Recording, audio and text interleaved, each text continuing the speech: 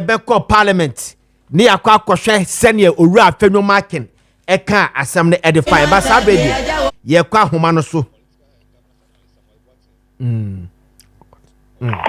okay sabedi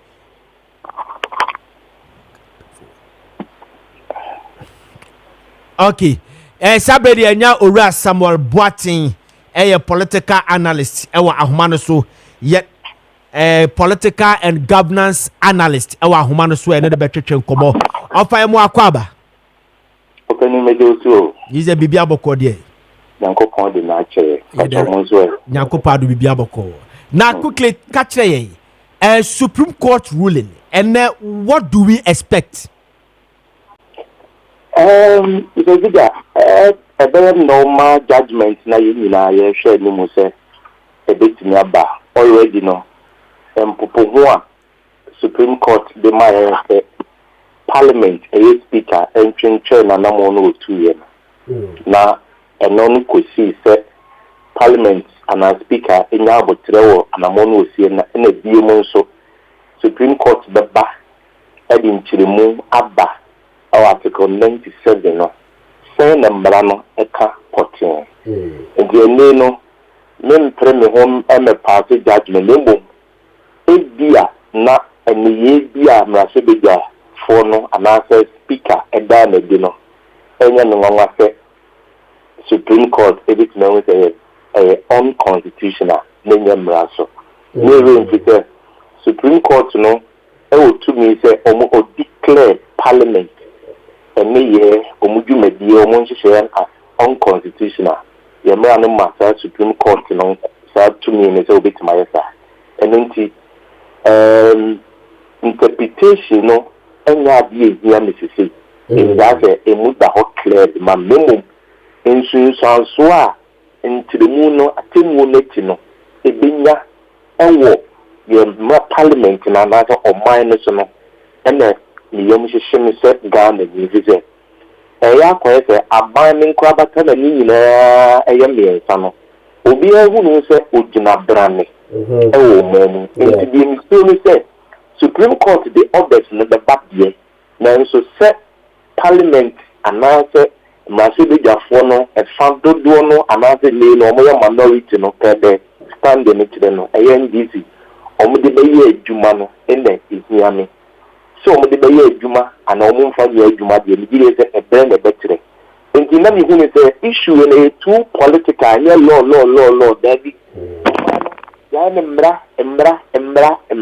na so sabi mra no di twatwo alaya for na me ati ati to the common sense the word is common sense and nti na mi so se baby edru no nanka se mampeni na na de danko akufo ado e Kenya no kakra nanka of the leadership of Parliament no US back then and the minority side and the majority side no you pay mo kebi wo mo Ghana ha yesu se ubo mu dia NDC ni NPP na ju mu tum preocupa you ni za mo die e bi mboni bi enyu mo no tama ni hu se issue we no yentimi nya na mra ye ze kwaya ye be kuti Ghana first in those are the directive back from Supreme Court na mrasidi Jafo na NDC for no so pass omo nko mrasidi Jafo a one dey lose and no na mean say e be negative implication our buy or take ya so no nyomo person o ye wo bra this a Parliament adia tumti no and am yem shishin say as I say you know man no coming think obi an so no crowd na mampeni Kenya no say yan through be on board say 8th Parliament you know as I say mo compromise as I say mo cooperate no ma you know man no think obi an hu no so your boss bia ya koya na say buy e wa mo dwumadi okay na ye shade asem we de bia obi e ka say na sen komampanyini efre the leadership of Parliament obi a the speaker the minority and I say the majority and the minority nanka ono montena se nenke emfa yi mfanto yi but asase me nkofo kate se de onso ka bia ana eyem nwanwa kakra fi se yenim se some of the political parties no they are being driven by their political parties. You understand? The caucus na ye ka ho asem no. Your political parties and they drive you. So Sananado dan kwaku fado no omusi nkonya sisi a me se bia atofo sense mate ase se ye minority ebia eyi afenyo Maakye ate ase se mate ase ye minority a what about their political party ebia na their political party nso no ehye be catch up so no go and take an entrenched position mo bia hu say aha na ye belong to you understand because obia yes ade no for an agenda to me no party more than so bedo my outi your mampeni baako mampeni ni serve the interest of Ghana for nyina including NDC and NPP and it is o man ba why na yede so bo no bono mampeni odaya no na se be dey fi omo na pen o mati omumu in terms of political line na omo ati omumu no omo purpose ni say omo represent the people it omo demonstrate sa de my that trust me say you won call for me see a name or na se be dey fi o enti se mampeni fre omo a enye wrong se mampeni ye jade me ni na asem so sifia ye he anamo am peni betu se be ya ye be Kessben down and as ye be say ye di ye betu ye enuntina say empo from on make effort now from no kura dem ma say the party supporters no kura ebia I wish you say mampeni afro mu nyina on board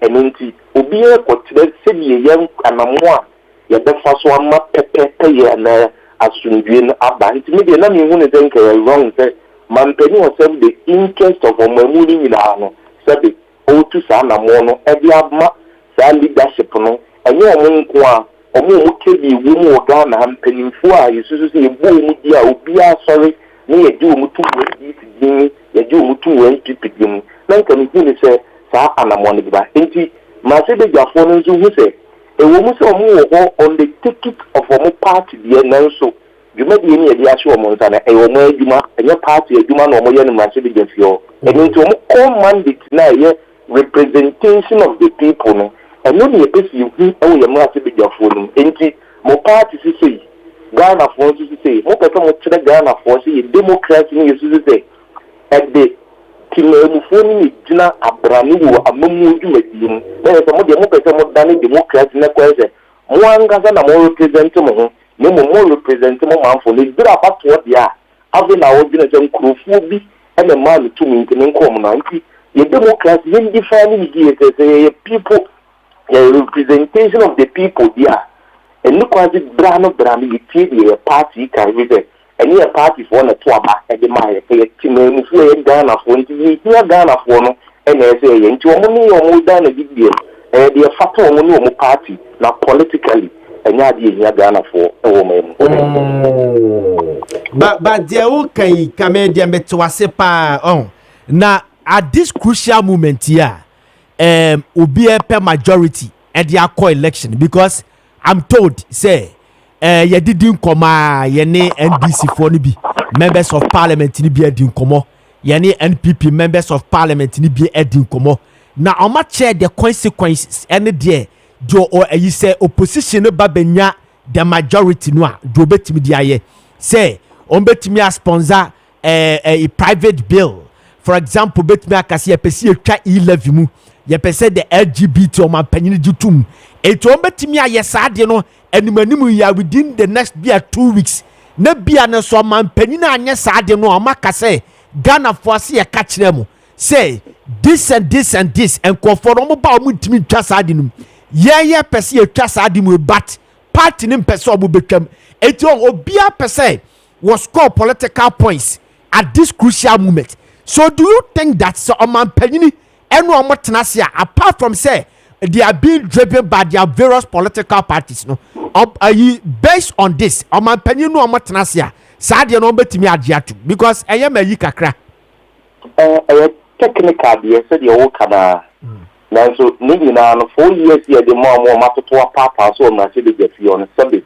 and 25 days or so 1 month na kan on person this is how man she bring na there be 8 parliament nya no sabio means to make us your West Parliament nya in the history of Ghana your politics from day one omonni ye no manam mo dan na bi no and so Ghana for ni and nti o ashafi ni mpokura no ma me ehu ye na ewie no nti so na me holding the stand say enso that you wrong say mampani no mo beka so nemu dey na wo ma se be defio na so mo gitum ansa na yetime di djuma no dey na ye o man ni nti se me say yi me bi no Ghana for see ye ana Ghana for see ye na ndi si the majority no mo litime opening decisions you need absolute majority e go on so here numbers do you need the service of both NPP and NDC so they are in a bit majority and the decisions we na no mu na bit metri afa so say majority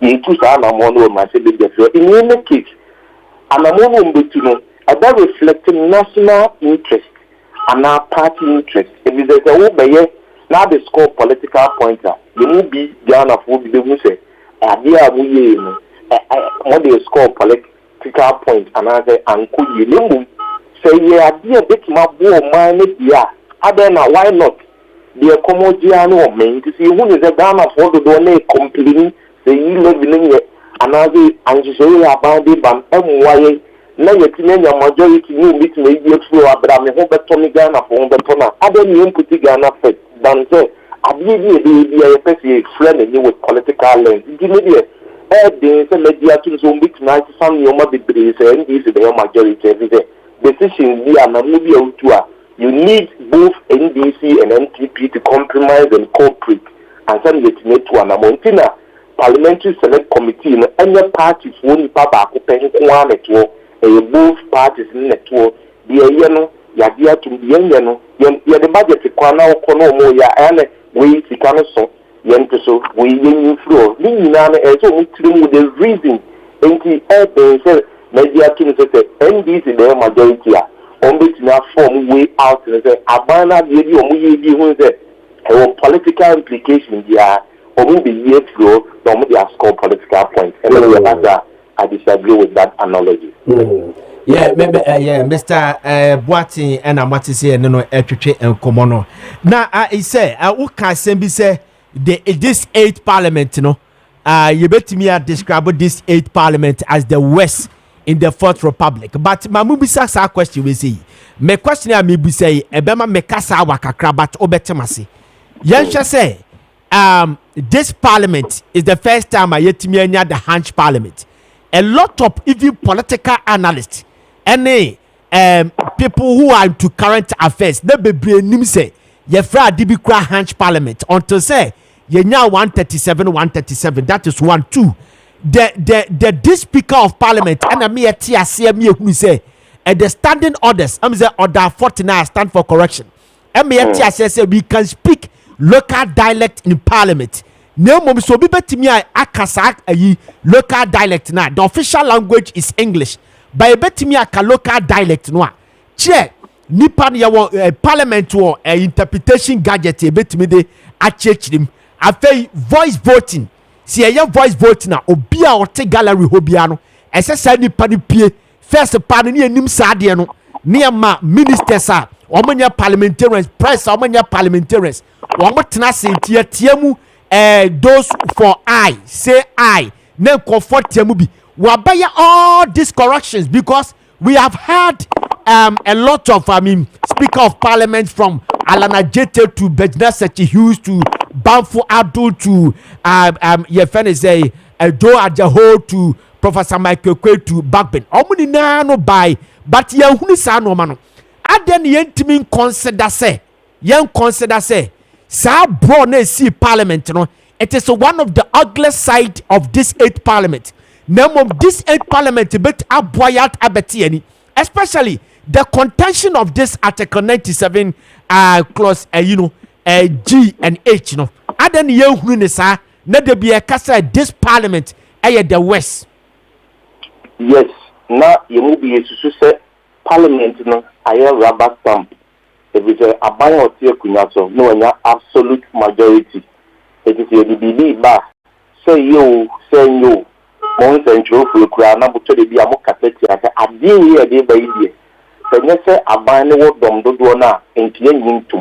And then see, parliament will not say you down rubber stamp in the shoe of his and then the Kronko and the Bronco. NDC majority, NPP majority. Obia ba or say or be ye near Ghana for Obia in terms of development. Obia Jinabrani, Obia to say inti. And you are form you know, I'm a quite a phone center form you know, be our for you print. Other near come up boom. Namu Dwayim for Bako. Mountain fast development name my name, you know. There parliament, you ever compromising. There parliament on the corporate, you be a who say. Ghana for a mistake that he has to obey hang parliament. It will be a swim against Limuno. Uncle, the Mimi, said the margin your back, near the double man, of any way, adding the mom. Nanso, a mamma, you say, said you, young uncle, your kitty, bring now, your two Obama party, they are only absolute majority. In the hang parliament, defining democracy into a level be after the union with democracy. Not a test the more say that absolute majority system in Yano Macedonia year front this time round both NDC and people Ubia Uchaka and then you hear the Ginabrani yes to say yes your numbers in the way the cry as your moi I do more cry as your dog in the whole of me is it Oma more Ghana for years is you are no movie of parliament tour majority to say minority to say na Ghana for so near to say the person of E11 majority adwonko minority adwonko so and then you for no so many years we see a name of na se be jefio the kind of omote ana do manti na na ho be no mutu wo and no na ma me hu say parliament na here ni say on be ye adwuma bo no omontimi answer with the best interest of Ghana and into na me ma me describe wo so omo ye west parliament yenya me am fan ko say hang parliament no hang parliament no na ye test to a democracy no say absolute majority system na me ye awo ye ma say the just ye from nemum mama Ghana for say from say anamoni tu abato brim 2020 no and fa so pedi ama e ma say the fie ene omudumadi omudi e wo man. Okay, this is Mr. Samuel Boatin, and I'm about to say you're political analyst. Now, said quickly tell us the Global Info Analytic, Washa consistently for about 2 years now. Almost pobi o maye biano, almost the President Mahama say only the bedding kunim any idea. Do you agree with almost works? No, I mean, Pesebia. Obeka sebia ube denigrate, but I'm asking say per what is happening Osha campaign no the WACC economy the percentages are aya Musa Dankwa Edema New Patriotic Party candidate Dr. Mahmoud Baumia and your friend say President Mahama. Do you agree say based on this campaign is adding a bit me aba research mon you need absolute answer. So the misivo abie no etna metimi ehunu foforo na abie den e wo se wo predict elections o Ghana ha ye se Ghanaian voter nan kasa o to aba me e be so bit ma predict no it was a time frame na you were less than a month and a research ya ba say omo ye bi mre bi etwam and no proud the election time on so ya be no moye it was previous records no and they justify the Omodia Ghana for me. I mean, me ditum be brave, mean 200%. And at Fabian Meno, based on said ye, among your emotional response in that by an auntie. Bassina, at Fabi said the matter in the media to never sound so. And you who the reality, on the ground say, send a new milk. So both parties now can some more Ghanaians you ready say you bet you more seminal. Now change the ban every inform you know. And you know yana say your problem pa ye dance on mine. Do that when a question manifesto promises ni na you recurring and your ma ya kaichum.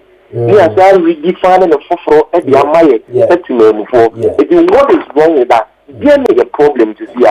So, and when you inform your phone, only your problem. Yeah. In the media, who is there? You're they know the problem. They don't fix the problem, but you manage your problems. You know, you two are seeing the Mawa ultimately in the home at all. Actually, you're giving also and your campaign. I want to about and from my unity. You're managing the problem. opening say me yare na ya madam for na wutumi for me yare am yare ho wutumi for say me nko hospital me mo wutumi for say me nko drugstore nko di aduru me ko drugstore na me ko di aduru na me manage me ha ono me mo mintu asie eti yare say yare na me yare na me ko hospital na doctor diagnose me I wouldn't hear cost for me because you so then penning for your my willing some that sexy a problem now my by way of home diagnosing into acquire the an 4 years the tour eba yente the din cancer Ghana for obi about kunaswa was you are creating jobs 1.11 billion but baby a boy and walk to a baby unemployment become a key issue over many person it's one Edwuma na ya mo ye edwuma no mu bie ni edwuma no mu bie di man nti me ne research no e fe di be ya adene say the reality no e die na ekoso Ghana die na Ghana for kan ade things any omumunye nti change me na change be na yete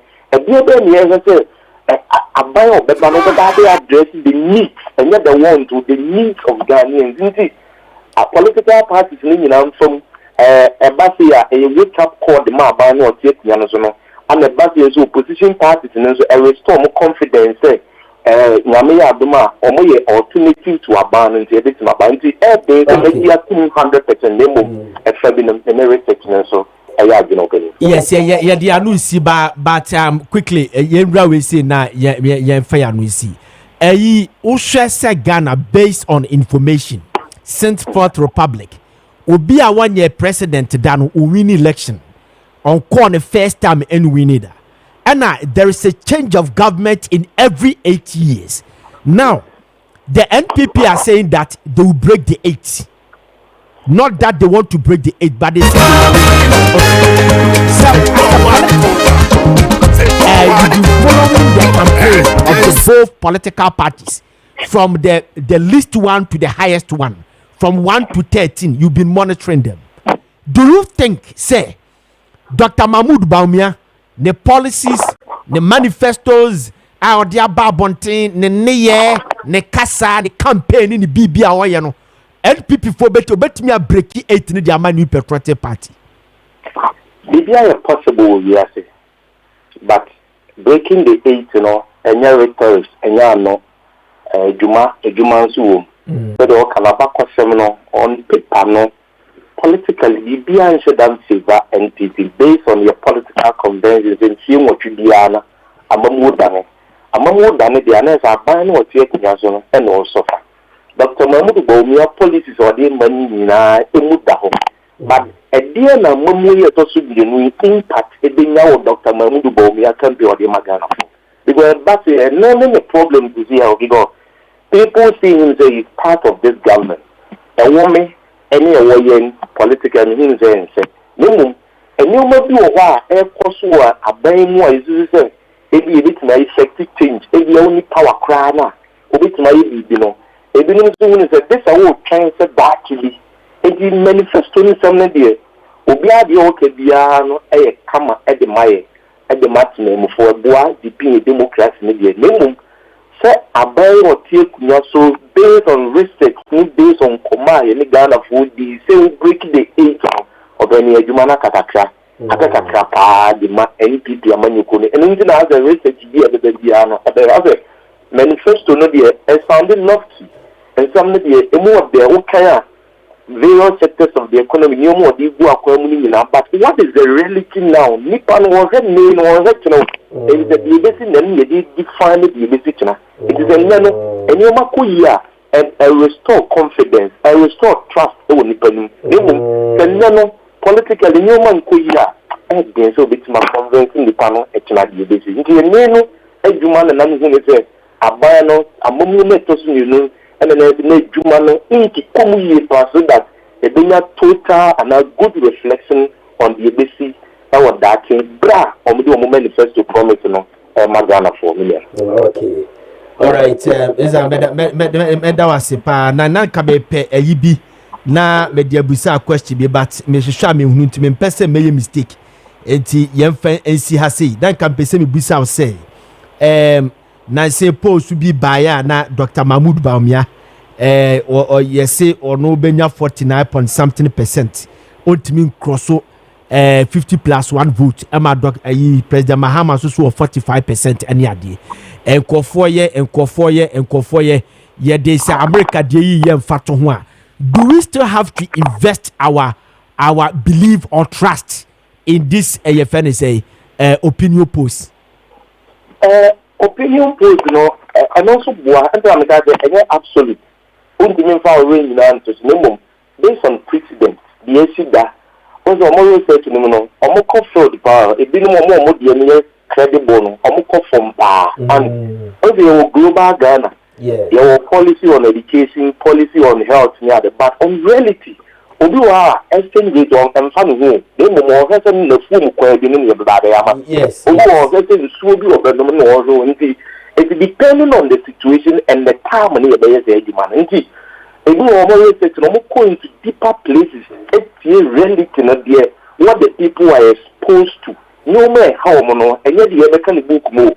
Indeed, I think in the entrance of the political parties, and make these research polls, entrance and new data, and they say, yeah, draft a manifesto now based on what the people feel, based on the independent Canadian, and then you can also be actual manifesto, so that a picking manifesto and our team manifesto knows them or be how no any account want to polls in the other back, you don't feel want to so the name both parties in one way the other, or maybe polls in the favor back one way the other, and against the back into a and these people say polls in a credible, a bad woman, name some calling favor, yeah, now quite a watch it.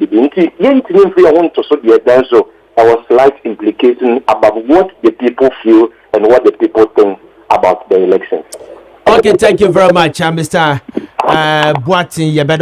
Mr. Samuel Boatin, a political analyst, and I'm going to say now quickly, Momianko na yanko she, yanko tie, Ura afenyo marking, NPP. He said, "Make a majority." Okay, my address the majority. Say Supreme Court and Kasai majority leader and Waka Chance and Trump for say, or that's a majority leader, so he should be addressed as a majority leader.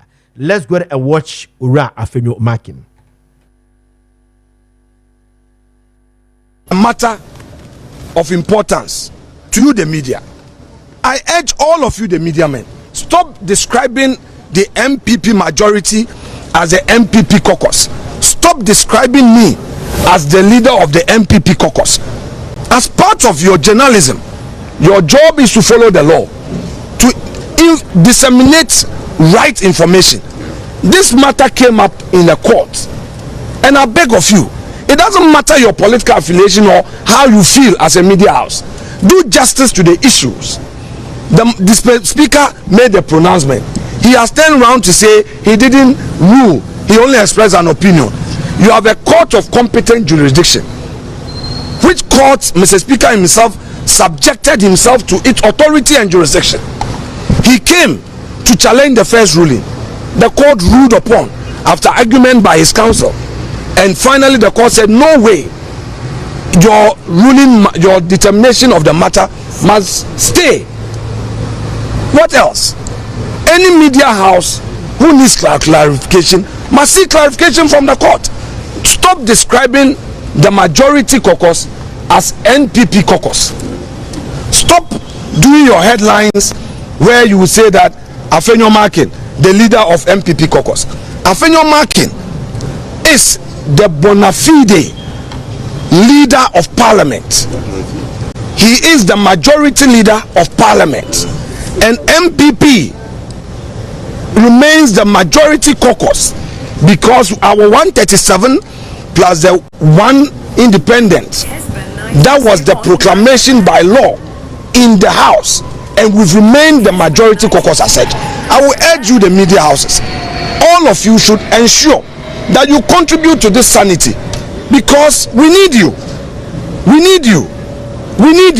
That's all I want to say. Thank you.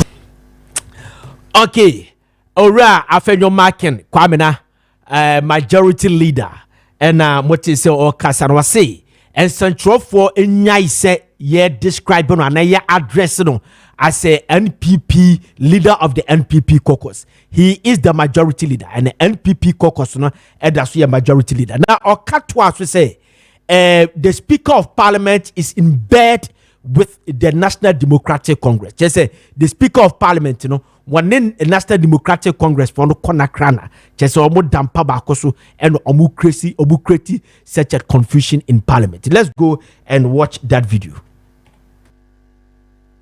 Again, another opportunity presented itself on the 7th of November when Mr. Speaker enforced our recall petition. And again, he knew that the only contention was for the NDC minority to move to their seats. Dr. Atuforsen said, well, for them, it was Mr. Speaker's announcement that made them behave the way they were behaving. So until Mr. Speaker makes an announcement, they will move. Dr. Forsen said it at the pre-sitting meeting and then raised it again in another forum. On a news file program on Saturday, Mr. Sami Jemfi, who is a lawyer and the head of communication of the party, said that, well, they know about the Supreme Court ruling. However, until Mr. Speaker announces it to Parliament, they will move. So it means that the whole party machinery is on an agenda. How else should Mr. Speaker communicate? Mr. Speaker, in the sitting of 22nd of October, Tuesday, announced that he has received the ruling of the Supreme Court and explained the content of it. How else were they expecting the announcement to be made? Unless they are conniving, unless there's collusion, and Mr. Speaker wants to act as though he is not supporting what the NDC side is doing. But clearly, indeed, he is supporting them actively and constructively, because you come into the chamber as the head of the assembly, you see one group of people sitting in on somebody's seat, and you pretend you've not seen it. You've dislodged them and rather spin it to say that the majority that called for the recall had refused to be present in the chamber, to sit where. Now, some people have been saying that the majority leader should have at least been in the chamber to make his point. My brothers and my sisters in the media, let's get the facts straight. If I had gone into the chamber, where was I going to stand? The proceedings in Parliament include the need to be recognized by Mr. Speaker. Mr. Speaker can only recognize you through your name tag. It's in our rules book. You need to stand at your place. That is what the law says in Parliament. You must stand at your place and rise at your place and get recognized. My seat has been taken by Dr. Forsen. Where should I stand as majority leader? So for those who were making those arguments, they didn't understand the proceedings of Parliament. All right, Afenyo Maakye. Majority leader, and I'm what you say on also the dear cat. Say bidika echire mu no ano.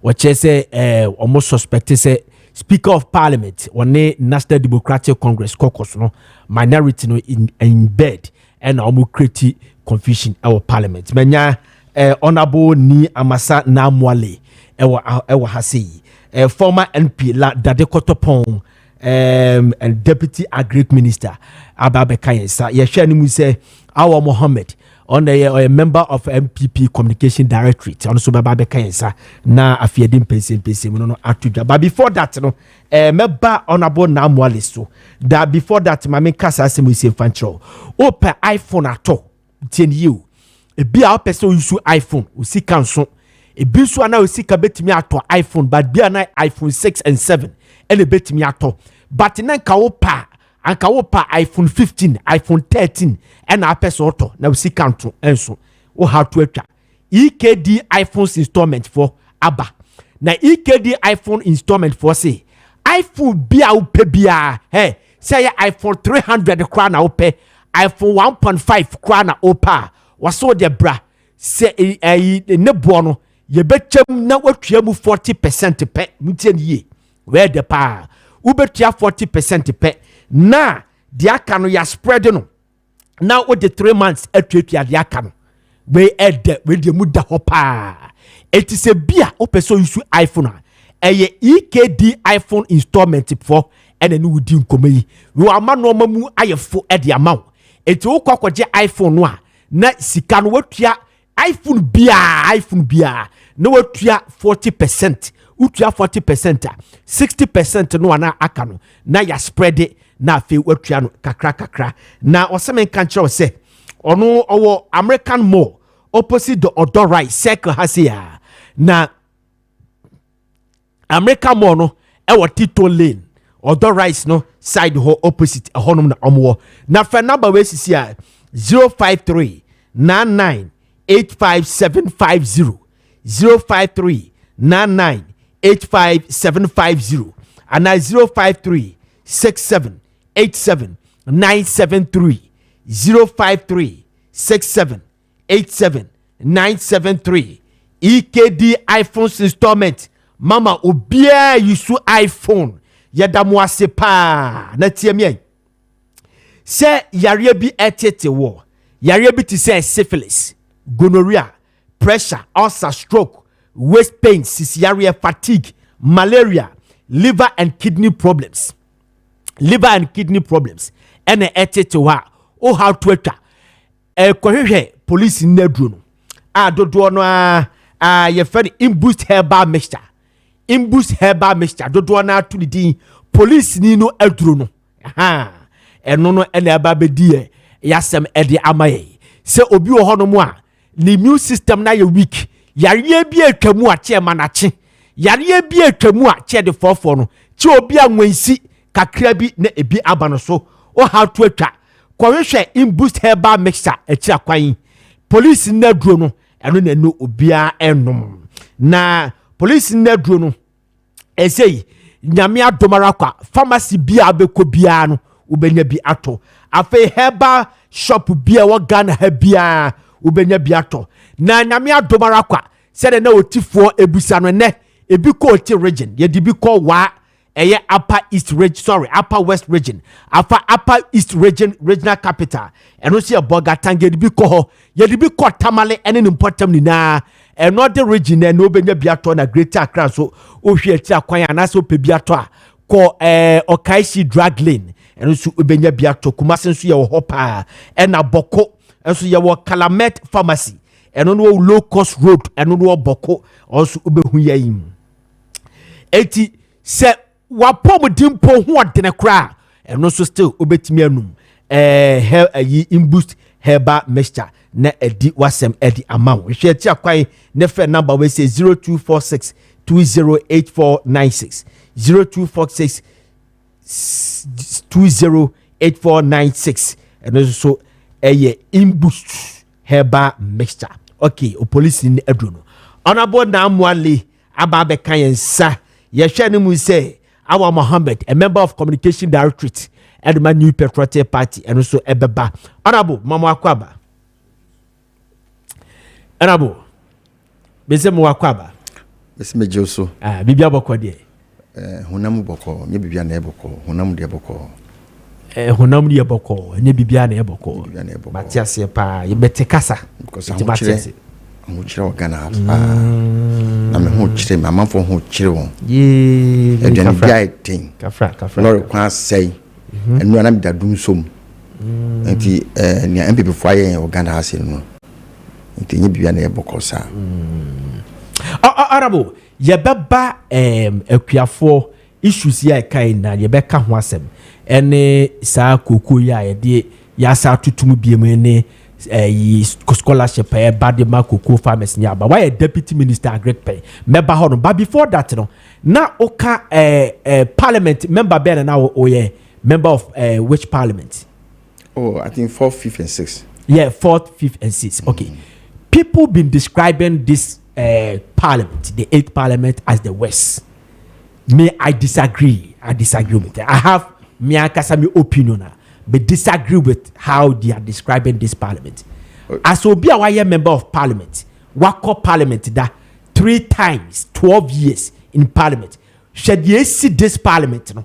Can you also say this Hanch parliament, and that's 8th parliament is the West? No. You see, so we describe this parliament as West Parliamentary. He's talking out of ignorance. Onim New York. Among for Kassan also can be. Because so far since 1992 I started a democracy now. This is the best parliament we have ever had. Yeah. So far. This is the best parliament. Yeah. Because the NDC side compromised a lot with the MPP. They collaborated, they joined hands to make sure that things of the state move on. Things that are shenanigans, this is PDS, no. Also, because the news every day in Kayanya Hang Parliament, Munia, Kabadisa and Kagana, no, just the Aquashe, the Amashe, Kong Eye, Yetri Aboso. But this parliament has saved Ghana.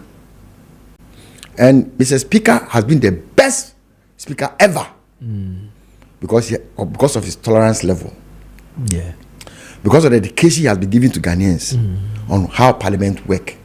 He said, Unima, Obit Maba to two foot for partisan reasons. Obit to foot so. Papa and the Kasa, Mr. Boatin and the Kasayano. Well, he says certain things about parliament, not in dream, but subsequently, on the analysis, no, most said this is somebody who is unbiased. So whatever he said that meaning in dream, and yet politically motivated. Me say me no kasana we are politically motivated, but me who say we he's politically motivated. No, the kika concept no kika no. And to me, you know, Afeni Markins can't be. Yes, court a rule. So she has a court. Emma bench warranty and should be. Judge it yakunyem. No, or issue bench warrant not the agent to say bench warrant must be issued to give that. On bakudu court on kapobin to bincheno. Until the judge retired to his chamber, signed the warrant. Oh, I see. If you haven't signed I'm the warrant, hearing this for the first time. If you haven't signed the warrant, how do you arrest somebody? Though judge ne de nanwaka, but onyan sign nobody can arrest the person. Oh, the same thing in Parliament. Finance Minister Beka could redeem the budget. Parliament be bobo budget no kan ho nsem bebre. Yanyin tumu a. Yanyin tumu da until appropriation is passed. Until appropriation bill is passed. When the appropriation bill is even passed, no, still yanyin tumu, you can't spend. Until president give assent. Wow. Enti Afeni Markins, true, he's the MPP caucus in Parliament. He's the leader of MPP caucus. So if the press describe you as such, no, the press is not wrong. You are the MPP caucus in Parliament. They don't say you are not the majority leader. But I say honorable Pedia okay president and I say analogy our the Mayan as a logician Pedia okay me subet me aka say okay say assembly was Supreme Court. So for now no like a state of execution. It's the honorable Afeni until said the Supreme Court be rule. What are you executing? Still a beba. But say until say Supreme Court be rule. It said now what say Parliament you discuss budget until say appropriation bejiatum and you be sign and now says bench warrant until say Supreme Court rule in the beba. As it stands, see bet me I addressing it as a majority. You see there people went wrong again. When the ruling took place, or when the decision took place, said those people are out of Parliament automatically. When Mr. Gbagbe, Mr. Speaker announced it, it was something that happened in Parliament. So it went into the Hansard, which is the official document. The following time they met, there was correction in the Hansard to describe the NDC majority caucus as the majority. Or the NDC caucus as the majority. It went into the Hansard. It went into the Hansard. The correction. And no, MPP for that all those corrections were made. So in the eyes of Parliament, the NDC is still the majority. And who prepares the Hansard? The clerk. Parliament. And the clerk. Okay. Parliament. Then your Hansard department. And the clerk was. So until Yaboja, Parliament Abuja, and then Mr. Speaker come to sit down, and then reverse what the Supreme Court ruling, no, on Bejatu or Parliament, no, the NDC is still the majority in Parliament. In the books. Opa, Parliament is still beyond to the end. In the books, the MPP, the NDC is the majority in Parliament. I see. So until Parliament sit down to accept. So since the Hansard no, Edikan, I declare the NDC caucus as a majority. Na speaker. Also so Ajiatu no. And ya contest. So they have to sit down again. Ruling in your idea. And they said the year canon. A NDC for the majority. NDC the majority. So officially. The Hansard department, you know, how did they determine the Hansard department cannot go and take what Supreme Court has said because it has not come to the floor of Parliament. I'm asking that how did they determine the minority and majority? No, the Hansard here. What goes on in Parliament? I'm talking about the department. No, you are saying it's not the main canon. Get me right. Bibia ya can Parliament. Ya can Parliament say the NDC is the majority. Who said it? On the floor. Who said it on the floor? When Babin declare, we say no. And Honorable Sosu make a correction. About the NDC is the majority, so the Hansard department should do that correction. Maybe we didn't follow that Parliament. We say. Maybe follow until me person. Just like, go and read the Hansard. In the eyes, the official document, the official report, the official report of Parliament. No, as at now, no, the official report still recognize the NDC as the majority. And then maybe person who said too much horrible. You see, because I'm learning a lot from you. I'm saying that Omobe Parliament, you know, the Hansard department, you know, it declare the NDC caucus as a majority. No, and a correction. The Hansard doesn't speak. The Hansard records. Everything happening in Parliament, you know, the official report, you know, which is the Hansard. Hansard will be in the other two is no. Whatever recording that happened in Parliament is recorded by the official report. And in the official report, you know, a woman Parliament deliberated say the NDC is the majority. I know. One I'm saying now they want to reverse the declaration of the automatic removal of some members of Parliament.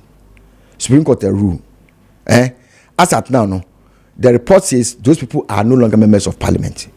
When we say Bagby made that proclamation or made that announcement, they are no longer members of Parliament because automatically they are out of Parliament. And it was contested. That was what was reported in the official report in Parliament. It was contested out of Parliament. Article 113. There shall be Article 113 of the 1992. There shall be freedom of speech, freedom of debate, and freedom of proceedings in Parliament, and that freedom shall not be impeached or questioned in any court proceedings. So any court or any place out of Parliament. So something has happened in a court. 113 says nothing should be contested in you. Something has happened out of court. The official report has reported, say this is what happened in Parliament, and some people have been taken out of Parliament. This is not something that must be executed. So if the I haven't seen the ruling of the we say no, but we see stay of execution. Execution of what? Parliament is not executing anything.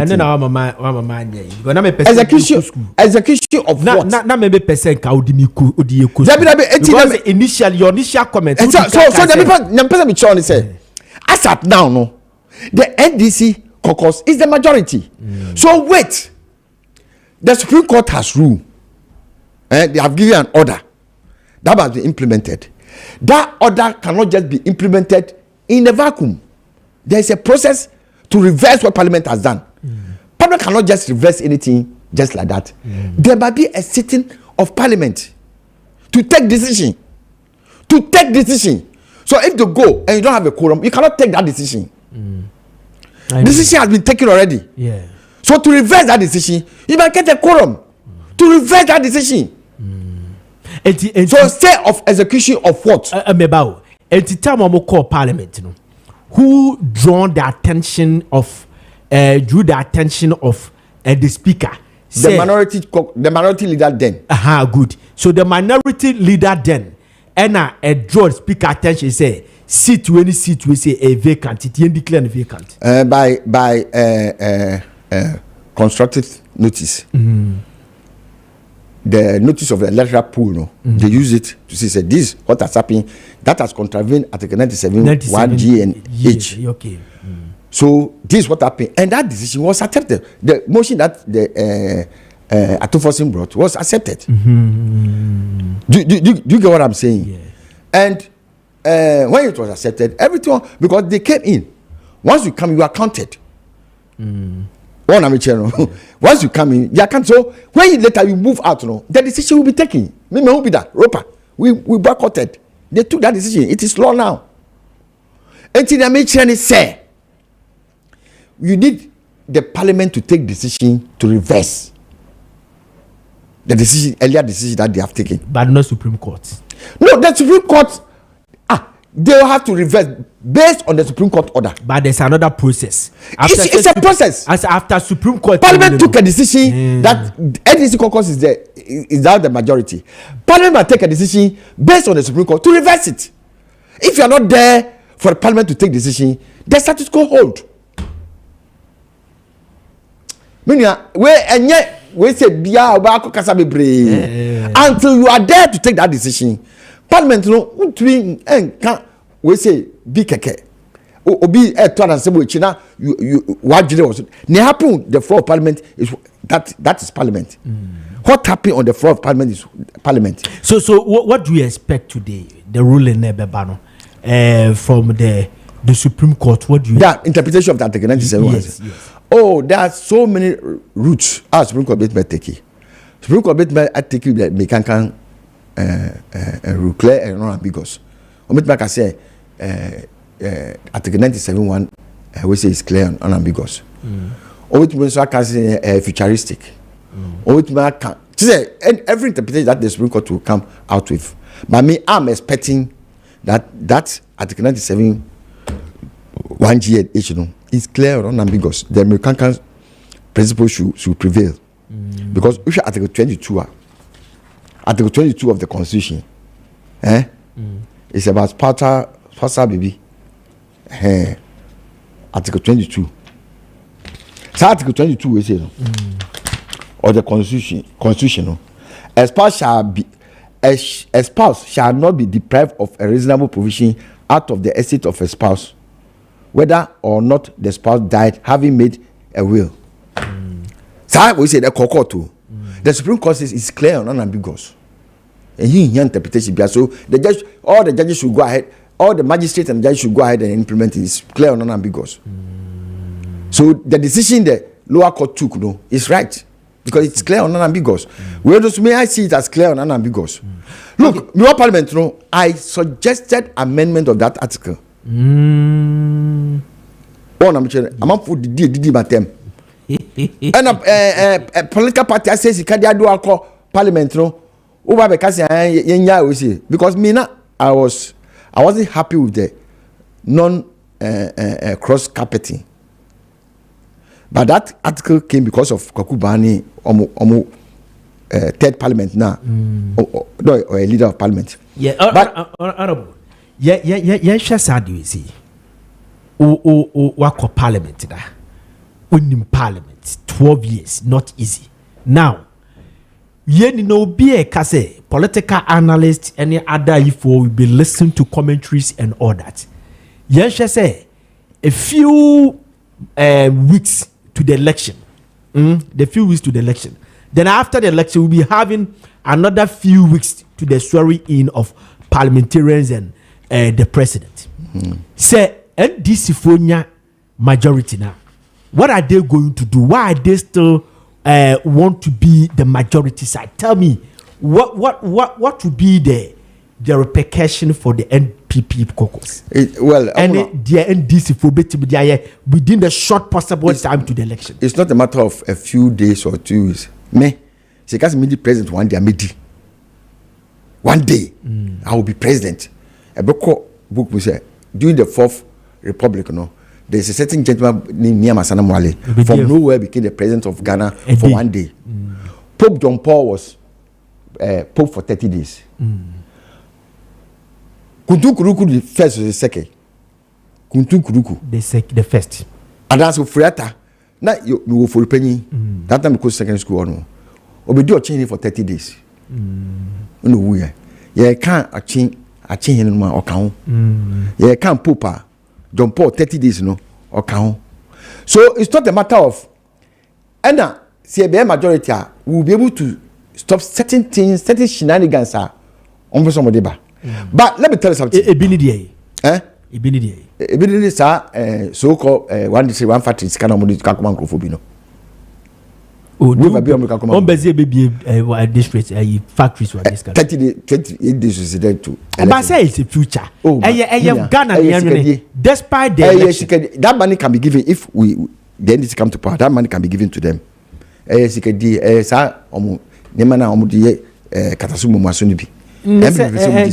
honorable yes I don't know Ghana assembly and yet for election into year I don't want for PDS amba what trans ya 80 one this 140 8 years what man how one this 140 no obi the way say one this 140 mako fetch ba be we say minia you best stop some of these rots. So if the MPP as the NDC is the majority now no Mamu ni omo hene say simple MPP you came 168 MPs in parliament seats in parliament mwako ngwase about 137 now you have gone down to a minority enya mo fere it tells how bad you were in government how reckless you were in government how disrespectful you were in parliament in government NPP for now. Now to calculate man so unsa am for team ballot paper also. Osu wa ko to man o si say onye we say wan fa ne nsan to. Ohene bi e kan so make me school dan na. Osu onye wa ko for sika ko sie. This President Kasasa hwe ni anapo na ma oye. A whole running mate. Look at oh, now somebody if you no. I never knew that guy is so hollow. Oh, he's so hollow. Let me tell you something. Because or a member of parliament and a presidential, vice presidential candidate for a huge political party like NPP. That's why a member of parliament. They chose the wrong person. Please, Debbie, you can say that, but they chose the wrong person. Describing him as a hollow. Let's. But if you are not hollow, how do you go and stand in front of a paramount chief and play religious card? No. Very divisive. That is politics. No, that is politics. You can do politics not on listen. You can do politics not on tribalism and religion. Oh, they say tribalism. The Ghana is obi a tribalism. No, all the parties are doing tribal politics. No. Nobody is doing tribal politics. Nobody is doing tribal politics. It's in a podium or now all play religious card say obia we are Muslims one to abama baumia Muslima haram in front of a paramount chief one thing. Them one thing. So did you hear it or not? No money yet holo. Of course yes. Honor. Nimdia Debbie nimdia ne kanonka. So nimdia obetwa say mokwame nkruma mpo. Pastor do apologize. That's it. Me say nimdia. Nimdia ni maybe one yanka. There are so many things that I can say, but because mo nimdia ma transi adwene ho me pe oman kanko ye fa you choose Dr. Baumia as the MPP leader no. Do you know what I said? I said Dr. Kwame Nkrumah Dawasi said you have detribalized Ghana. Ene Dr. Baumia Sremni to me defeat Ashanti 4 in Ashanti region. Because Ghana, look, we take this for granted. My name is school in Nigeria, and I know the worst thing tribalism can do. I know the worst thing religious bigotry can do. So if the MPP led by Napo is playing religious card, but say parties in there. He's hollow. On your hollow. He is hollow because he doesn't know the repercussion of religious division. Honorable. You can say that you disagree with. I'm not disagreeing. He is so low. No, listen to me. You cannot describe a member of parliament and vice presidential candidate as a whole, please. Onim say, religious bigotry now all common can lead to fight that people will die. Is in the future? only person that Of will do course, that? yes. But your general secretary be that. No. Fifi Kwetaye be that. No. Oh my goodness. You are inferring. I said no. No. I said no. You are inferring. Let's close that chapter. I'm saying that on authority. Let's close that chapter. Don't close that chapter. Don't close that chapter because the man should know that religious division can lead to chaos. I'm not standing in for Matopo. It can lead to division. Look, what you are doing and I will fuel. Oh please. Yeah, worry warm. The only thing I said. Let me tell you something. Let me tell you something. Go ahead. Semi didi. Na me nyonku Muslim ba me hono na poko make us kaye like a poto lo ya mi I said say mendi because boya wom me say me nia Muslim no me didi o but e de na me di no me di boya nam na me di nti obara so sabet make us debi we prekonam wom one na me che no that tells you how tolerance So asam na Matopoku Prempeh kai Dr. Kai.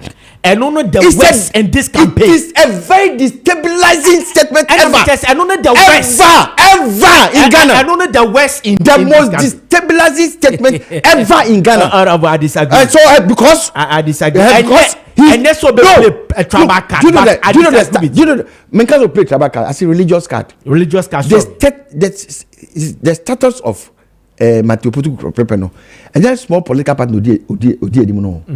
So if such a statement can come out of his mouth, but in politics, you do baby, you have to be radical. Not to that extent.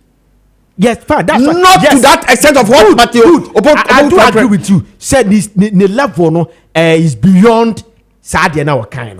That's what I'm saying. That before that, you know, some MPP before that there's some MPP. Some MPP who locks Echo Shia Muslim can say I didn't say anything. Let's tell you. But let me tell you, he's a hollow man on your hollow. Oh, so hollow. On your hollow. He cannot foresee future. The statement he was making. Honorable Napoleon Holo. Who now say on your hollow? Who now say on your hollow? That statement. Let's not do that. So do you want to? Do you want to parliament? Do you want to honorable person? Because he didn't get it. No, you disagree with nobody. I don't disagree. But don't describe him as a hollow. He's hollow because he doesn't know the repercussion of what you are saying. Don't do that.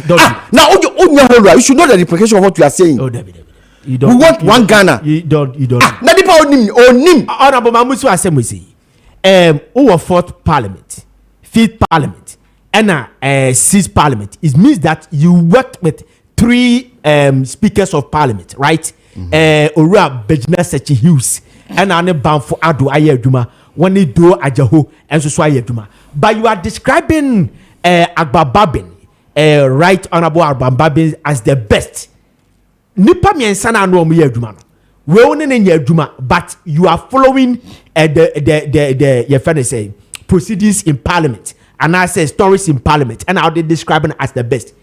The trainer no mu yeduma, e dia no mu wa ababa bi antimi aye a office on the best. So the trainer me no yeduma, they didn't get the challenges that Ababa got. The hung parliament, no. They didn't get it. And Ababa has handled it very well. He has been very unbiased. Even though he's NDC, he has been very unbiased. And never be one to be compromising my MPP caucus, no. It means overriding the NDC caucus. I think no man can say he's in bed with NDC. Also in the politics. And I don't doubt he shouldn't use the word he's in bed. He cooperated with the majority. As they are also, he has cooperated with the majority when Akumanji was the majority. If you are the majority, he will cooperate with you. Yeah.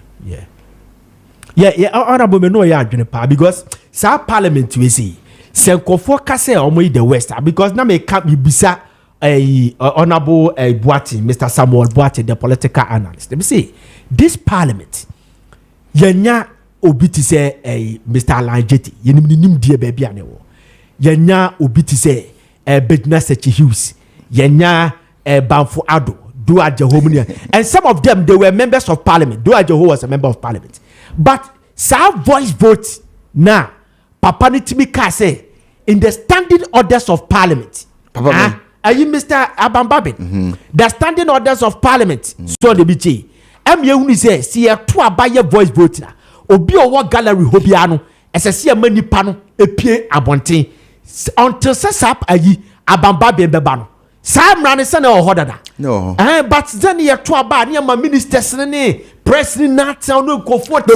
Ministers, they are members of parliament. No, some of them were not members of parliament. No, I don't know, drag you almost out a coffee issue. No, you shouldn't have dragged them because they are ex official. Every minister is ex official member. By your voice voting, also be adult. I don't want to make it. Me share some normal cosina. How handle the Hajj Parliament? Yeah, no man, but you say it's one of the best.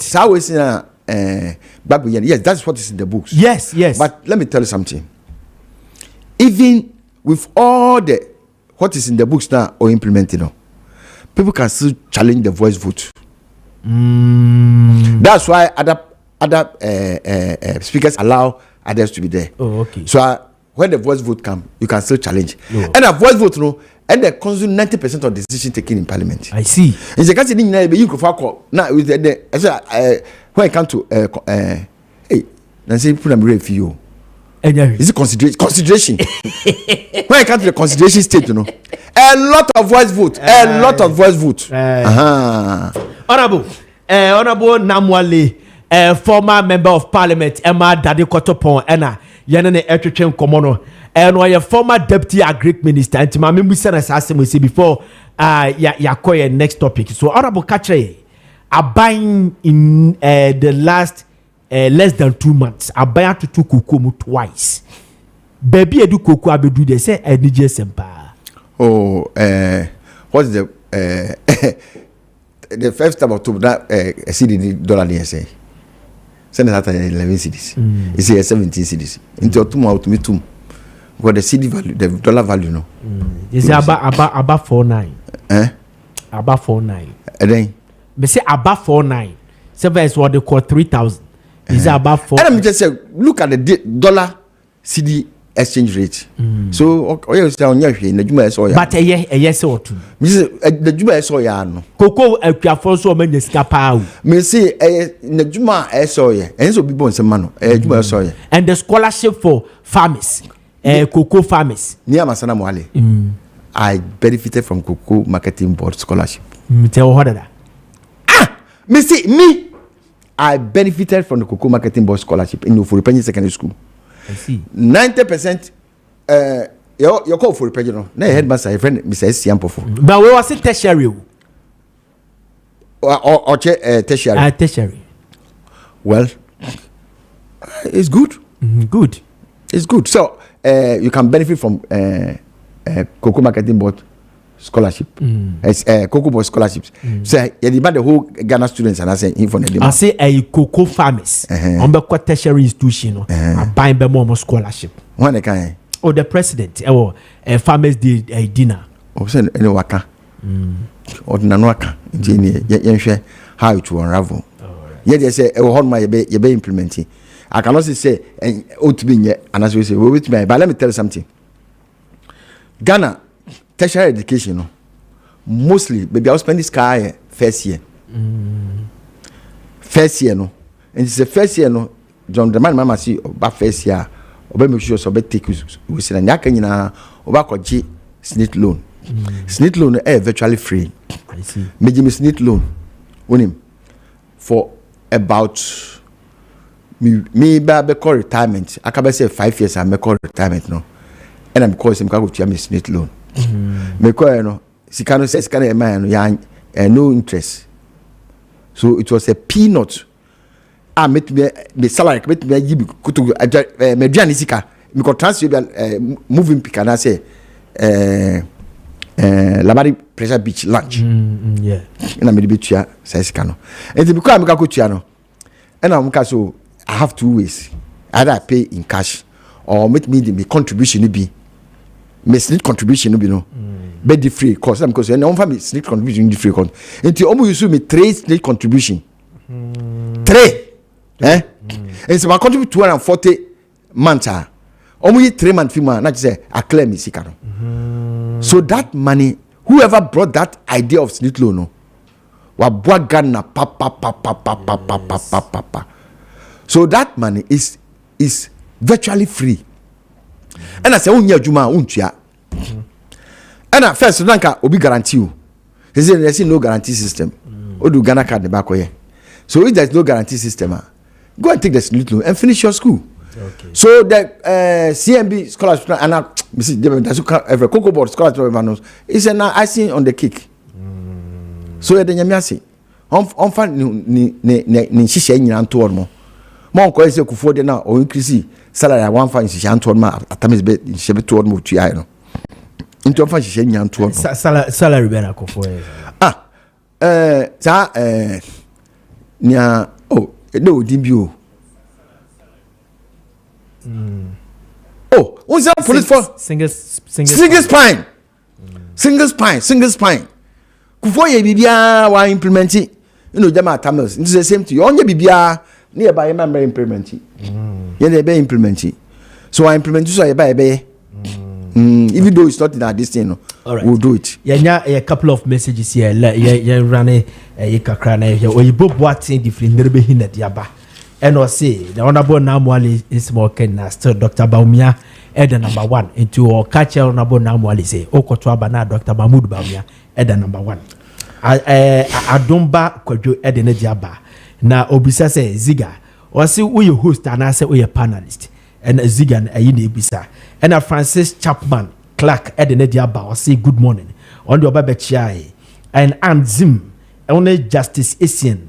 Justice Asian and Zim Richard Aqua Munina mo message no enyadi betimi ready. Gladys Egazi Edene Diaba also the free UK na Diaba and say Ziega I say is it because there is no NPP person in the studio? Honorable Namwale okay also search out so you find Gladys Egazi and they say Namwale can't be this on speaker show. Oh, I see. Okay. All right. Honorable, yeah, move forward. Now, minimum say, be election, yeah. The year 2000, there was a, your friend say, opinion polls, a buy. 2004, be a opinion polls, papa. But 2008, NCC 4 year be a backfire foreign a 4 year be na a backfire ni be no correct all that you did more up to now but global info analytics for Ediaba consistently for almost 2 years now they be on be your post be President Mahama and the first say November dia Omadiaba HSA President Mahama will win the election 2024. Do we still have to believe or trust this post? Well, when we say America post no, they are correct. Oh, but I say they got it. A lot of them. They didn't get it wrong. About 90%. No, they didn't get it wrong. All of them say it was split. Baby, strong was in now correct. But baby, shifting we say no. Obi say this one 48, 49, 49, 48, 47. Now there was no clear winner. But 90% declared Kamala as no winner. No. Okay, go ahead. No. Go ahead. It was a split. So pa Kosien and Pona Omuye Kamara Krapono, they were saying say it's a split. Okay. No, there's no clear winner. So me, I wasn't surprised when Kamara lost, and I was very happy that she lost because Eduarika he was denying God. If you are Buddhist, don't come and deny God. Ghana has one thing I've realized about Musa Dankwa. Musa Dankwa predicted for. So save that. Or I will save that. She was denying God. Yes. Wow. He says certain things like God doesn't exist or something. He said it in a way. But when you say, say I'm for power, personally power, I'm kata onema so. You kata so. So she's a Buddhist, right? Yeah. There's a Buddhist or Midi. Oh, they believe in a certain being, Lord Buddha. So oh, sorry. I'm talking of my study Buddhism. Well, my Hinduism. I Buddhism. Okay. So go ahead. Musa Dankwa. Do you know 2020? No, he predicted MPP who win. But about his prediction, me, I'm not that enthused about his prediction. But one thing that I'm happy is that Wama one a dada in pools ni sa research ni hunemano kuma mokra. Kuma mokra na omu din touch saying too much. Who's a Musa Dankwentino? The Political Science Department of the University of Ghana did not come out this year. Why have they not come out? Dr. Bossman, why have they not come out? I said Dr. Bossman, baby, what do you do? No, because I said department is still there. That department is still there. You see, Sandemano, it means shaping crophobia. Everyone sebi. Everyone from Kakra. And when they see those what University of Ghana has said, what this one has said, and I had and you also be called Obi on person to vote. But some sat down quite the submit that effect. No, I know I'm saying, but now me catch us say, me no normally I don't rely on those. We say, but me who we change because some time ago now CDD. Now they be no uncle Afrobarometer. Yeah, because of Musa Dankwano. This time around, Afrobarometer decided to be truthful. Truthful. They didn't put in that political gimmick. Look, how long me before I became a parliamentarian, me call parliament for the first time. Because they came and were doing certain things. They said they are MPP bias, CDD. They were MPP bias. No, they will say they are trying to do something for people to hit them or attack them. Then they will get the report and say, oh, they will attack it so and so. And tell me no one could but I kept yes. Striking them, yes. Then they were doing so, but this time around, Afrobarometer in the report, he will do all the way say no. Then he will release those that are against the MPP. Now, and this is for communicators. The ACPA. You can say Fidia.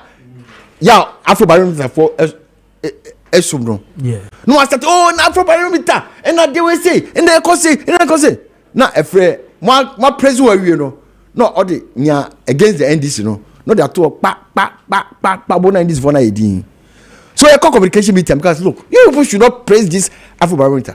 But this year, for the first time, they did not do releasing part half near that, They brought everything. And this time they were truthful. Because they know, say, Musa Danko has set a standard. I'm not saying I believe what he's saying. I see. But the methodology. And the way, look, I say, Ghana, MPP and NDC are not his clients. Ono yet the sika broche for ba who say this man or yes of the mawa papa oh it is a library for befana or koji dollars Nigeria for befana or koji dollars because he's doing it to market his company. So I believe come December 7 and this is my last time of this November I'm saying then last but one I'm about Kessben. What are they? Oh, I'm going to hang my communication gloves. Oh, I sure. My communicating from 2001 to 2024, 24 years in the media. Enough is enough. And then on buy be ended or hasi. Near Masana, why?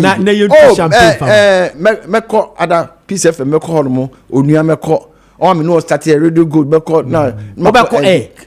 I saw to Basil Hodias Monku. So the money. I say you're the cardinal. The cardinal. Say cardinal. The beginning start here. So I will end November.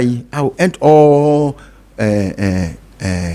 media radio engagement. Communication is a radio engagement. So I'm now 66 years. Oh wow! I want to what? But I see Musa down quite some now. Come, Debbie Ameka say the prediction. Now, so also prediction. The prediction. I'm going to tell you something about your prediction. Okay. The prediction is Obeye one of the best in the country because in Africa. Yes, in Africa consistently. Who say why you consistent say upon all the bash when the heat is applied or no on fahun was said this is what I see. He's an MPP sympathizer. And they are in Fantonche. Or MPP sympathizer. Was said this is what and as we go for almost that case we NPP ni on better had the BA at the NPP to so but no more agenda. We NDC card bear members we know. But this is what I mean. Jamaica say. Was said Musa down quiet there. Why dear pa? Why you consistent? Meno sana me pese me hu. So once sana no on pese say obi di na tem na nkofo ya de bi counter one. Na you no na do you know I remember your prediction. My prediction is prediction is say Dr. Bawumia will win Northeaster. You win the whole election. No, I haven't said that. You said that. No, not on air. Not on air. Ya point you kasano. Now I'm telling you the Northeast no. Oh, David. Your six constituency you more. You be win it 3. You know be pray. 1 I haven't said that. All what I was saying is say. And on air because come on air. But the na can say your swing regions with the exception of Greater Accra. Swing regions no. A bit is say central region half. Any western region because western region who come to me declare and say NPP strong. Oh, western region used to be NPP, but this is the first time. And I may just say NPP for to me maintaining swing region that they won. They won last election one. They win the election and the minimum quality of winning side. Okay. So what me winning side on there? They win, but me win then they have to do it big our Ashanti region. And yes, I remember. Now we close to Gabon. Our Greater Accra. I did be a young and then Nansa. Papa be woman put the friend the seed. Sir, Quada ham me with Sa MPP demano. And then Nansa be to become me call Korea. And this is for me by Korea Papa in the chain this Saturday. Missy Mewo. Papa, where send this Saturday? Honorable Namwale, a former member of Parliament. That they cut up on what to say. Missy Papa, where send this Saturday? Oh, not just MPP for not just say I said no. Mama fa. The whole for your baba, Papa, me lecturer, Nimiano. The lecturer they say, hey, oh, be a lawyer, Kwani, you would that. No, what's up, you. Michelle, classmate work. Why are there? Congratulations. Michelle, my schoolmate be me playing make the of video court. Oh, whom say honorable one. Let me show me. It just sir. Oh, your lawyer has to say. Okay. And I okay. From say, hey, now your lawyer oh, cool. Honorable Abraham Namwale. No, at table me. Okay. Oh, I sure. Oh, at table me. Papa. Honorable Abraham Namwale. Ninia Ketwa. No, me lecture no. No, catch me say. Papa, when you're lawyer, crab. Yet to me, no, I say lawyer, so be a kebi. What do you mean, kebi? Honorable, you better was. There's a law. LI 24-23. Yes. I calm me down. Oh, I see. I'm a name maybe I say me can mean to me because we a lawyer sani mano. Yes. As another law no. Law no so called law. Just say never be brave. Stop. Never be brave. Yeah. Obi boss want to be money. But honorable why are dear. Thank you. Congratulations to you. Thank you. Oh no money. Me that Kessben phone you say. Say I no promote Kessben. And so then I think I have 1 or 2 sessions here. Oh, okay. To end my media career. Thank you. Bye. All right. Okay, bye-bye.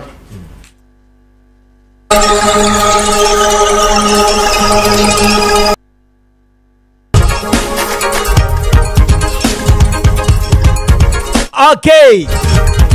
Bayport for atena se ye ko pesika ye ko boye sika ho ban ye ko ba bia ye de sika kowura ye benya mfasoa ye nkotete so mfasoa ho dwo mfasoa eso a ebetimi aboye adwade ho ban be hie adwade mu kena Bayport de hold ho akwaba bibia bokode ye de radiasi Pacha wants to perform to say Nyakopa Daroma bibia boko the radiasi. yeah, I like your tie nowhere you know. That's fantastic. You look more official today. That's it. All right. So roll it for us. Yo, anapei mefa akwenya yuso echia Kessben etifo ne ahwefo nyina Bayport Savings and Loans PLC ana wote enkan and they yepese ye ne odi nkomo afa kwan baako a se ofaso a obenya mfaso na usika awa mawo we hu sampa usika no ewa mawo na me hyase no me pese me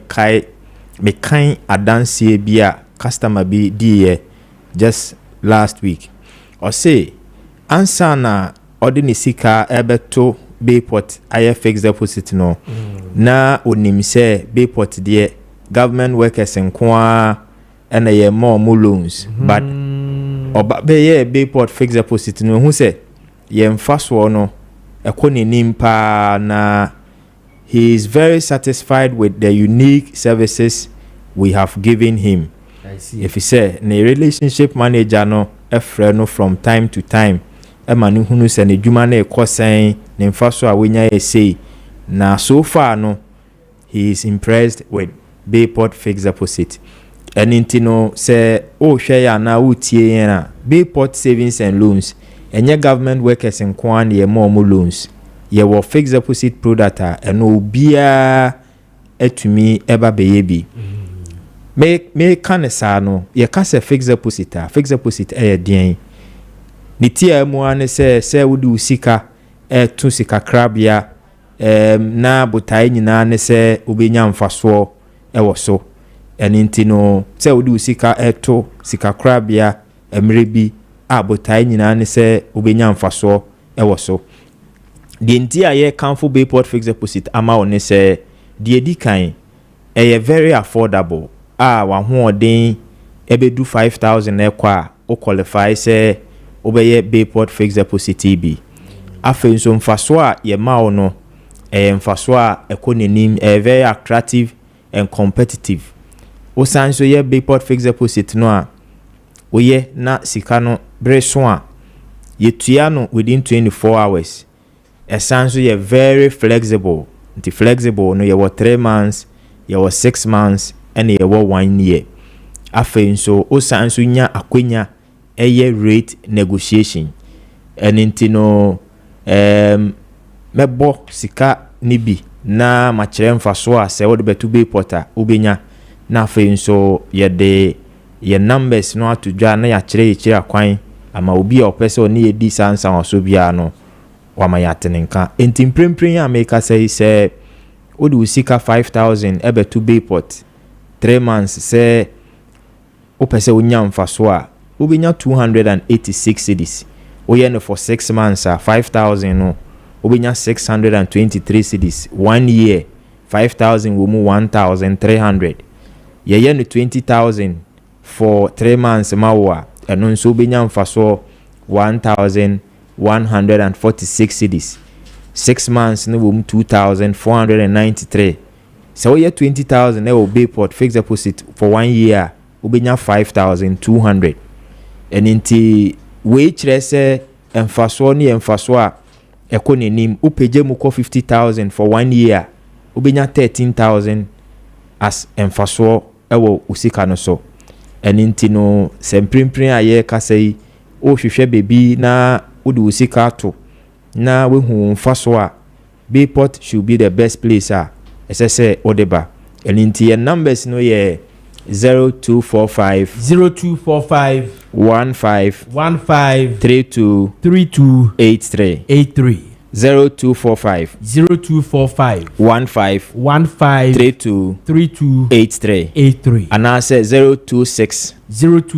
300 79 22 026 300 79 22 yes enti Bayport fixed deposit and a year come for mau and inti obi bebisa say na nisike or the beto ho ohia ho hyehye te sen na nisike yi eso a ye betua Bayport aye adwuma o Ghana ha for 21 years and we are a multinational brand that have operations in 9 countries across the world and intino yaba beka na yedwuma ho so tia Bank of Ghana ma ye license a yedidi yenjuma and intino say wo ye ankrankre wo business say wo ye credit union say wo ye sorry association mo ye injumakuo mo welfare fund mo frɛ a ye be kire mo kwan a mo be fa so a ye be boa mo ma sika no awo ama mo haircut sembia nim se wo du sika betu Bayport brason wo pese wo yi sika kobra sembia nim enhyehyɛ ai no ebe kono sa pepepe na ebedi so eninti ye kanfo Bayport fixed deposit ama obia enye government workers nkoa obia wenya 18 years a owo Ghana card a owo the minimum of 5,000 no e qualify say obe signing on onto our package eninti ye number obetumi afre ni biom 0245 15 32 83 and I say 026 300 79 22 yo Ghana ha ye wo 56 locations and to friend na uni Accra ye wo kokomlimli ye ben ATTC school no o friend na se uni Accra bibia wo bia no will get you the nearest branch benwa oba yebetumi abo na wa sign on now enjoy all these benefits and to Bayport you can Bayporter you see your future now and into yada Kessben etie for ne ahwefo nyina nso ase Bayport the whole yeah the say better must pa yes that's it yes.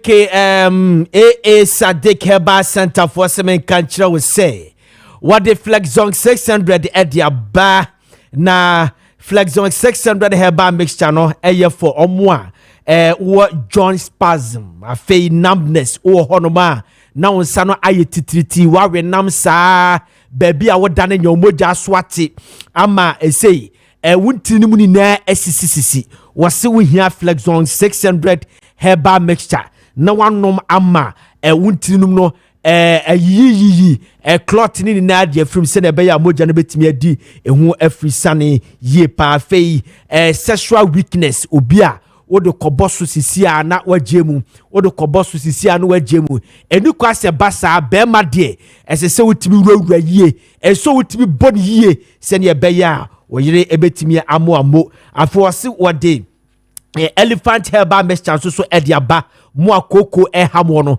sisiare constipation obu ha de yamu atim akwakofa koko diaba edu kwase 7 producer okoye number 1 or 2 a eno no utimi kwachem saa da bi eno no ebetimi akwakofa problem ediabrewe eti what the elephant herbal mixture diaba ebe correct all these damages eti kore koko pibito 100% herbal ɛna yɛde ɛma wo afei Sadik herbal powder ɛnso ɛde aba no so yɛ koko ɔse sabi a wontimi ɛmfa syrup no ɛmfa nante a wayɛ herbal mixture no herbal powder no ɛde aba ɛno no so ebetimi ɛdi wasɛm ɛde ama wo afei elephant ointment nso ɛyɛ sisiare pains back pain backbone mo chirin kase no etete mo baby bia ye o ye bia no elephant ointment and ebedi wasam dia mawo afi rheumatism swelling ebia wakoye bibi ba ho baby africhi ama ahono a eno no elephant ointment sasabro ene hawo se de ka no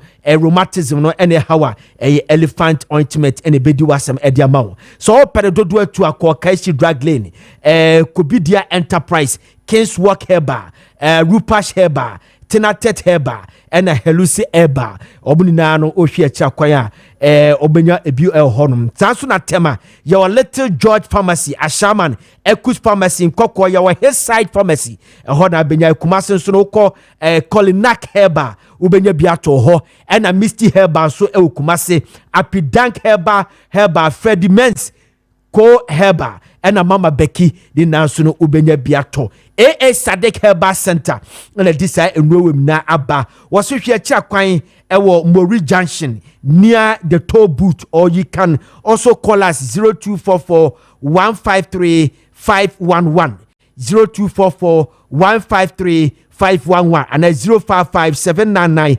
7797 055 799 7797 Sabre de so kwa asase a se wonya asase a oto asase na oda no wada enya asase a okokoto a wonya nsiye no obehwa obekọ na obi asidan wo so obekọ na ye ade foforo wo so eno obitimi kokoto asase no wada wona wasi da kwa no etimi butugu dabi imak ntisa enu ti na odi ahenkwan aba oba mama ye ho atoye yi ye kire ba bia ye bekọ akoto asase a ye da ni ada edi 100 years kwana obehu se wasase no eda ho no mu a bibia enka no abrante mu akwaba mini amejo so anope hu aye fe papa and I like your combination the Nigeria ni akameka combination yeah combination e fe pa onso hu aye fe mani age na si yo ho ye de nyame adom ne ho ye oso achia mu nyina ya famenchi afama mate meka kire mini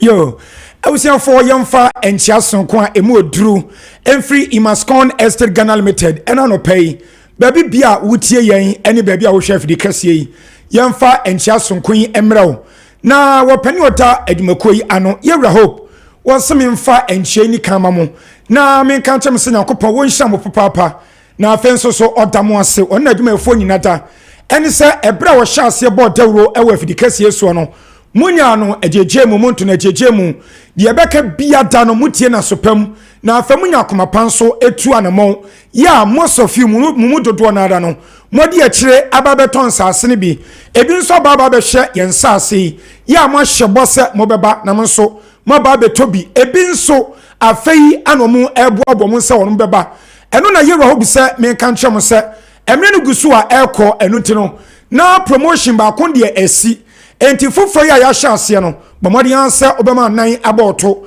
na watimi ababe hye sade Imascon yensase no esitie na uya watimi atobi frise Imascon Estate Ghana Limited de over 32 good years enie tienie over 32 good years eni ani ye ba enkramantemu a ya ton sase ediama amanfo a yensase a yeton no enem se eye papa na manso sembiada eni so Lankard sembiata eniso woni wo hene ana empobusia pani ana busiani biada eni mansotwe ewo yensase ni so entino ama over 32 years ni a ye yes adwuma bepem ene no yenya court case de biarada ani yenya ansam so ewo police station da de empesa me twene say wo bi biada ni ho ababa Imascon na so ye ya obabeto asase wo hono mu a ebewie kye ni ebi asam Abbas asen na akwa wie court anempo ebia police station na ehyanka nyame se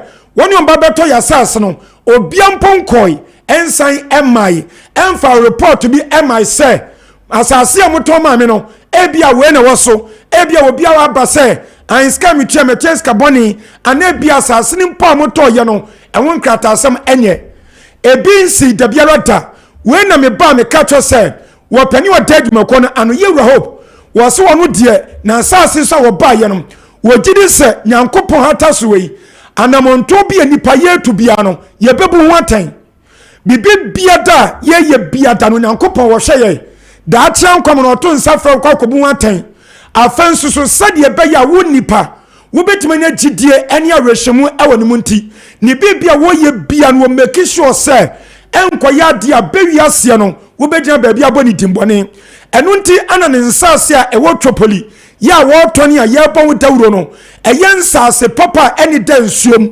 eni da atechemu ya obi beka se nsuo to a bia na akoyira fawo ane nsuo ni tote a ebia na dia ateche aba ofie dabi ebi nte se bi kwansi da ensase nyina da eda so flat e won mo te se desert so eni da atechem eni da nsuom ana enwu bi poso no aka se bia mfama fa be powder so ana egu bi pa ya ase no aka se bia ensuo to be twi efi e dia ba ofie dabi Imascon Estate Ghana Limited yensase a yetono e yensase a ehote mesensa wudu ya asase ne so na wodi wani hwese si da so flat ta on se airport new airport city no ba be sie no enya de yesasa ukoji asase baabi a eye monchimo nka na menamena ebeye yie enu nti na de biamba me ka cho se Kotoka International Airport for the omani atremu ewo twopoli baabi a yensase ne ewo no ye omusa ba beji bia won ba be si new airport city no ewo honomo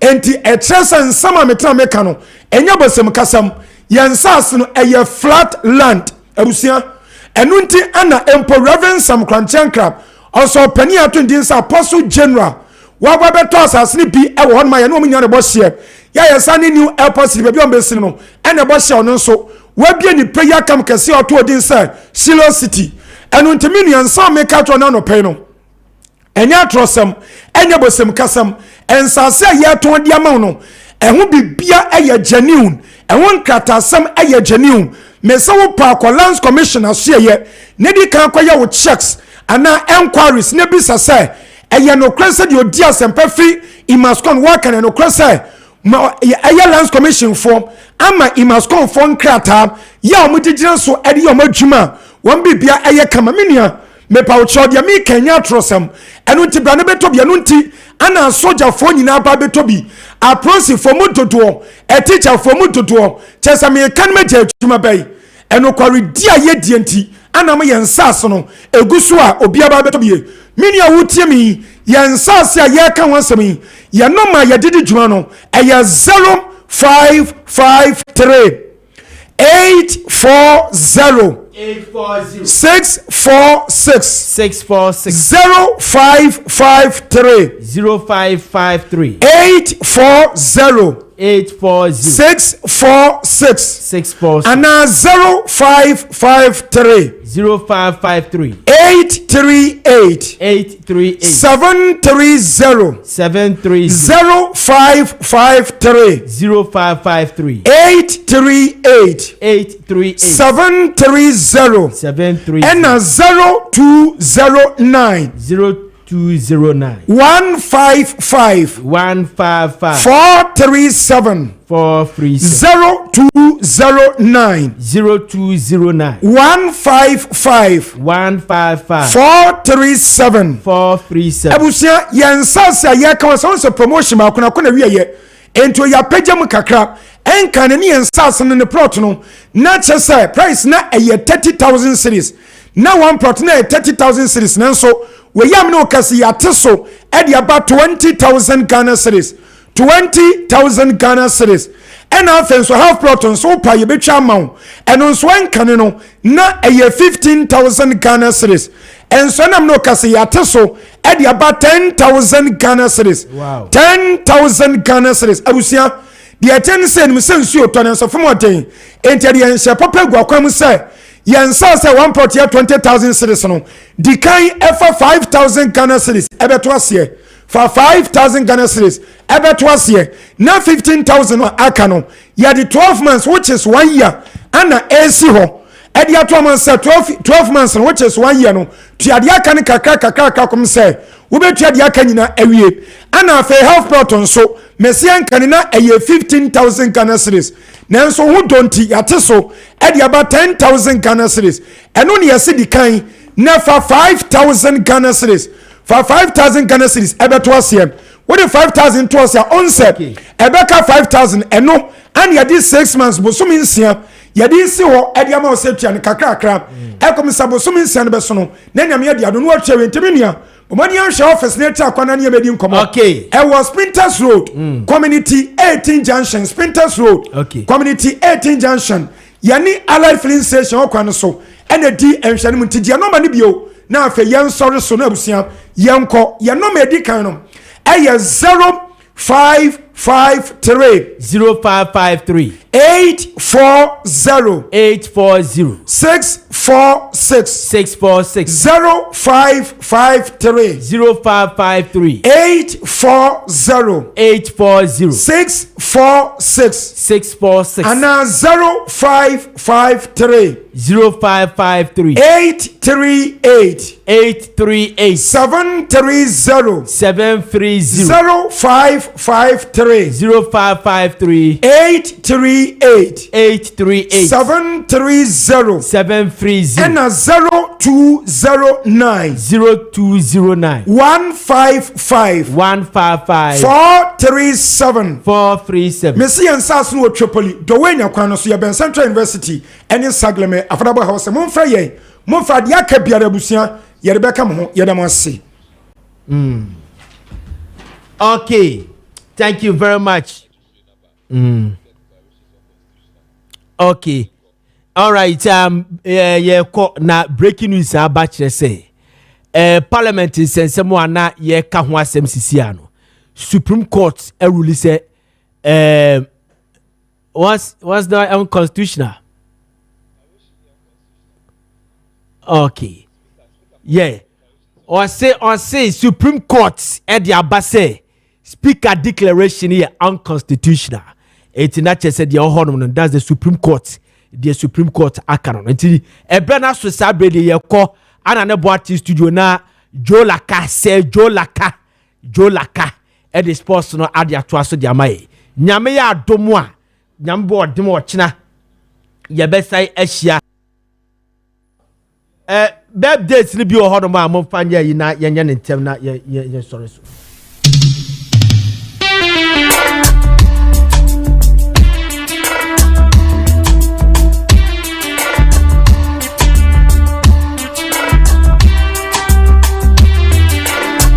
Okay, thank you very much. You're from Nana from Ziega. Na sabre ye ko na happy birthday. Kese pa Emma Nana Kwame Ampadu. Nana Kwame Ampadu. Nyankopon ka ho manya kese kwapem se obeye kese pa. Happy birthday to you. Afe happy birthday to Thomas Odro. Amwanchi. Yes, such a nice boy. Nice boy. Ho fe pa Thomas Odro Amwa entry. And a happy birthday to you, Prince Nana Kwame Dako Danso.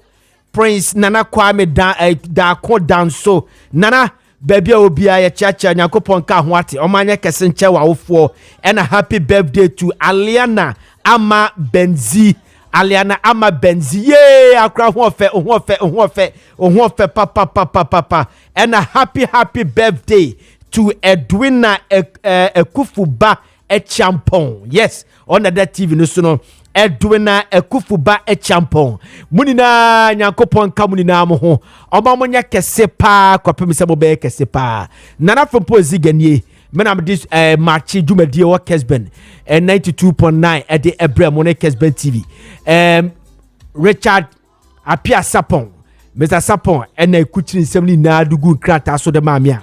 Me presented the mamo and Amos and the technical producer and Naboafo Omaka Vincent Duku and Fifumuni Naka ho and Omoboy. Saturday ye call another boati studio. Na say Jolaka at the most sports personal at the atwas at the Amae.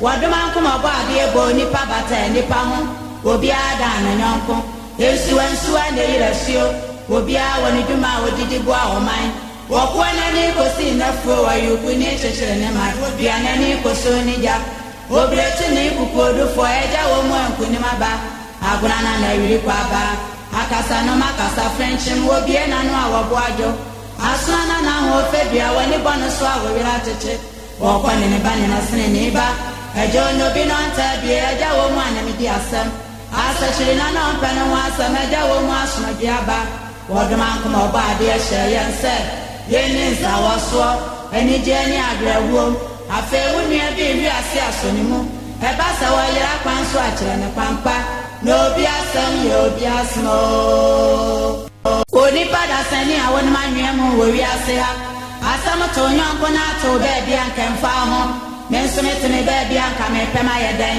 nanso wadoma nkoma bo ade ebo nipa bata nipa ho obi ada na nyonko yesu ne yirasio obi a woni dwuma odidi bo a oman wokwa na ni kosi na fro